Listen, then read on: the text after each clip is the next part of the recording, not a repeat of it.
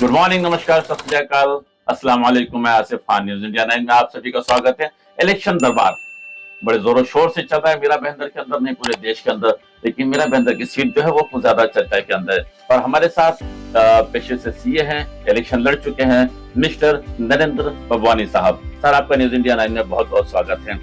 इत्तेफाक की बात देखिए, देश के प्रधानमंत्री जो है उनका भी नाम नरेंद्र से शुरू होता है, और यहाँ की सियासत में जो सबसे ज्यादा चर्चा में रहे हैं और एमएलए रह चुके हैं उनका नाम भी नरेंद्र मेहता है। और हमारे साथ जो सज्जन बैठे हुए हैं ये सीए है और इनका नाम भी नरेंद्र बबवानी साहब है। इनकी सियासत पर बहुत अच्छी पकड़, जैसा कि मैंने बताया कि इलेक्शन भी लड़ चुके हैं, तो हर बारीकी पर इनकी नजर है। आइए जानते हैं मीरा बहंदर की सियासत को किस तरह से देखते हैं। सर, मीरा बहंदर में आपकी जो नजर है और आपकी सोच से सियासत किस दिशा में जा रही है? सियासत तो जारी है, बहुत कोशिश की जा रही है बीजेपी और गीता जैन द्वारा कि यहाँ पे मुद्दे हटाए जाएं। मेन आम आदमी के जो मुद्दे हैं वो उस पर चर्चा ना हो, जबकि धर्म पे और बांटने और काटने की राजनीति पे चर्चा हो। तो ये बहुत खतरनाक है और इस इलेक्शन में सब जनता को इस चीज को रोकना होगा, चाहे वो कोई भी समुदाय के हो, धर्म के हो, क्योंकि ये कोई मुद्दा ही नहीं है। मुद्दा है लोगों का विकास, उनको उन्होंने पीछे रख दिया। तो ये जो है वो गलत रास्ते पे जा रही है सियासत, और इसको रोकना जनता का काम। आप नरेंद्र मेहता को किस तरह से देख रहे हैं? इसके पहले भी वो एमएलए रह चुके हैं और काफी कंट्रोवर्सी में वो शामिल भी रहे हैं, और उनका कई जगहों पर नाम भी आया है। और मुझे ये लगता है कि गीता जैन, नरेंद्र मेहता जो एक दूसरे पर टीका टिप्पणी कर रहे हैं, तो आप नरेंद्र मेहता की सियासत को किस तरह से देख रहे हैं? सर, नरेंद्र मेहता का काल 5 साल सबने देखा, 2014 से 19 तक। उसके बाद उनको भाजपा का टिकट मिला और हार गए। वो हार क्यों गए? क्योंकि वो पूरा का पूरा उनपे कितने केसेस है। आज सबसे ज्यादा क्रिमिनल रिकॉर्ड नरेंद्र मेहता जी के ऊपर ही है, और इन्होंने कितनी सारी जमीनों के प्रॉब्लम क्रिएट किए हैं। शांति शॉपिंग सेंटर की जमीन हमारी गई, वो इनके टाइम पे गई। तो इनका तो ये एक्चुअली जमींदार है, ये ईमानदार नहीं है। ये लोग जमींदार लोग हैं।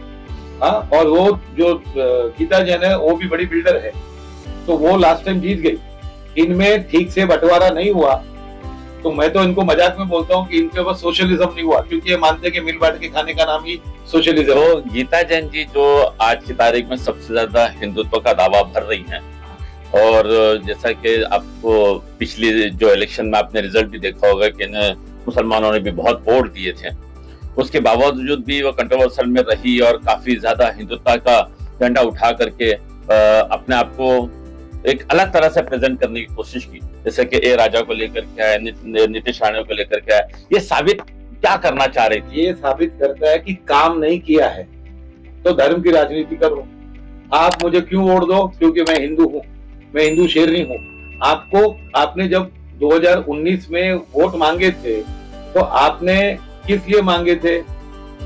दंगे प्रोत्साहित करने के लिए नहीं, पी राजा को बुलाने के लिए नहीं। आपने 9 वचन दिए थे, 10 वचन दिए थे, उन वचनों का पालन हुआ नहीं।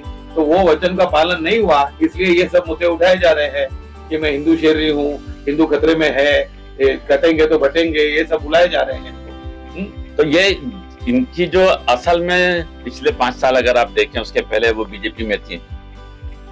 लोग हारने के बाद अपनी इलेक्शन की जमीन ढूंढते हैं, ये जीतने के बाद अपनी जमीन ढूंढ रहे हैं। ये ढूंढ रहे हैं क्योंकि काम नहीं किया। काम की जमीन होती तो आज बोलती मैंने ये किया वो किया। हाँ, ये लोग झूठे झूठे दावा करते। 2019 में जो बोला था हम करेंगे, 2017 के म्युनिसिपलिटी इलेक्शन में बोला था कि हम 24 घंटे पानी देंगे, आज भी वही बोल रहे देंगे। और मेट्रो आएगा, तो अभी तक मेट्रो तो मुझे तो नहीं लगता है कि आप 1 जनवरी 2027 तक मेट्रो में बैठ पाएंगे। मैं तो 19 में से बोल रहा था कि 27 में नहीं होगा, और अभी 27 बहुत दूर नहीं है। तो आप हमारी ऑडियंस को क्या कहना चाहेंगे कि उन्हें किस दिशा में वोट करना चाहिए, किस दिशा में जाना चाहिए? देखिए, यहाँ पे जो दोनों टेस्टेड हो गए हैं और दोनों ही फेलियर है, गीता जैन जी और नरेंद्र मेहता जी। हमारा सपोर्ट पूरा इंडिया अलायंस को है। मुजफ्फर जी ने बहुत सारा काम किया था पहले, लेकिन ये जो राजनीति शुरू हुई और मोदी वेव शुरू हुआ, उसमें बहुत सारी चीजें ढक गई, लेकिन वो चीजें उभर के आ रही है। जैसे ब्लड बैंक का उन्होंने आयोजन किया, ब्लड बैंक किया, शमशान कब्रिस्तान, और ये चर्च अपना बरियल ग्राउंड बनाया। तो ये बहुत सारे काम उन्होंने किए। हॉस्पिटल उन्होंने शुरू की। आज थेम्बा हॉस्पिटल मुजफ्फर जी के काल में शुरू हुई थी। आज वही हाल है। आज उल्टा स्टेट गवर्नमेंट को दी थी, कोई बजटरी प्रोविजन नहीं है, तो विदाउट बजट कैसे चलेगा? इनका वहां पे ध्यान ही नहीं है, न शिक्षा में ध्यान है, न स्वास्थ्य पे ध्यान है।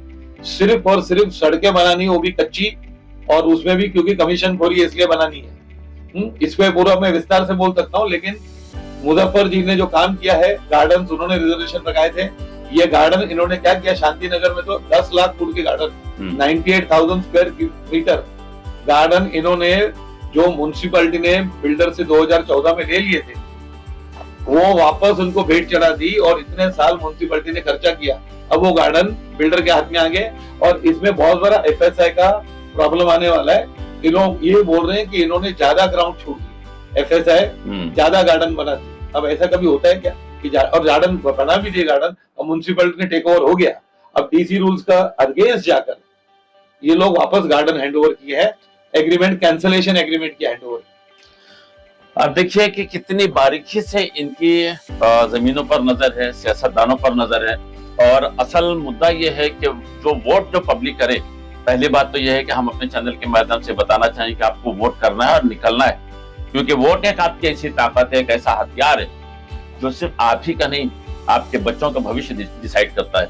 वरना सियासतदानों के बारे में ये बहुत कहा जाता है कि नदी के घाट पर अगर ये सियासी लोग बस जाएं, नदी के घाट पर अगर ये सियासी लोग बस जाएं तो प्यासे होंठ एक एक बूंद पानी को तरस जाएं। और गनीमत है कि इनका हुक्म मौसम पर नहीं चलता, नहीं तो सारे बादल इनके खेतों में बरस जाएं। ऐसे सियासतदानों से बचें, और जिसे लगता है कि इसे वोट देना चाहिए, उसे जिताना चाहिए, धर्म के आधार पर नहीं। हमारा देश एक खूबसूरत गुलदस्ता है, और इस खूबसूरत गुलदस्ते के अंदर जहाँ हर मजहब के लोग हैं।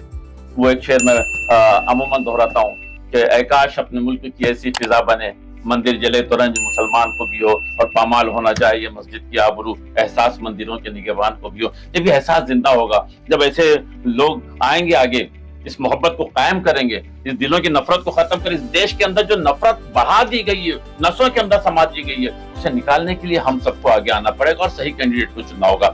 सर, एक आखिरी सवाल, हम इससे ज्यादा वक्त नहीं लेंगे आपका। जो आज की तारीख में यहाँ के लिए सबसे अहम मुद्दा क्या होना चाहिए, जो भी कैंडिडेट जीत के आता है, आप उसके लिए क्या कहेंगे? अहम मुद्दा होना चाहिए पहले तो यहाँ पे स्वास्थ्य सेवा। यहाँ पे जो थेम्बो हॉस्पिटल है उसकी हालत बहुत खराब है। फिर जो म्युनिसिपैलिटी एजुकेशन है वो 7वीं तक की, तो कम से कम 12वीं तक करना चाहिए। उसमें जितना भी बजटरी प्रोविजन है राज्य सरकार से लेना चाहिए। हाँ, और इन्होंने जो प्राइवेट स्कूल्स के RT में एडमिशन होती है, स्कूल्स के प्रिंसिपलों को पेमेंट ही नहीं जाती 10-10 सालों से, तो बेचारे कहाँ से पढ़ाएंगे?